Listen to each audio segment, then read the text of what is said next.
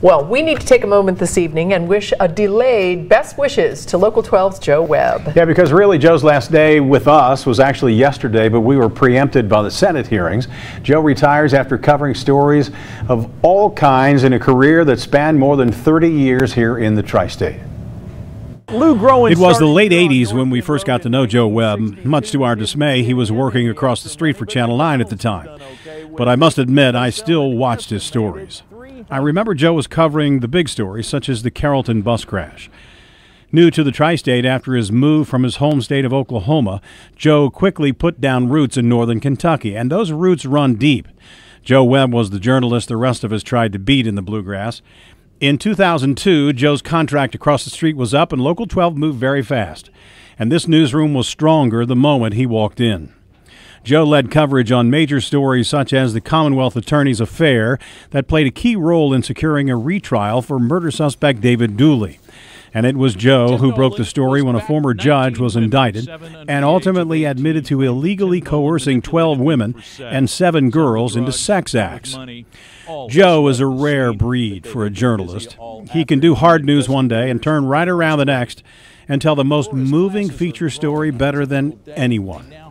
There aren't many people like Joe in this business. When you think about marrying music with fireworks that paint the sky, well, it still comes down basically to rhythm and melody.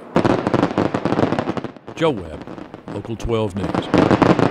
While Joe broke hundreds of stories for Local 12, we will mostly miss the way he told every story. With that laid-back, I got this manner that allows us to really connect to the people who were at the heart of his stories.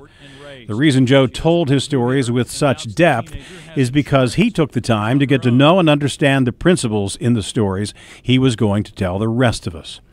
Joe is often first in the newsroom with a really funny wisecrack and proud to tell you what's up with his family if you ask. But 20 years ago today, February 18th, 1994, it was 65 degrees in Cincinnati. And the reason I remember that is because I did a story that day about how it was 85 degrees warmer that day than it was just 1 month prior.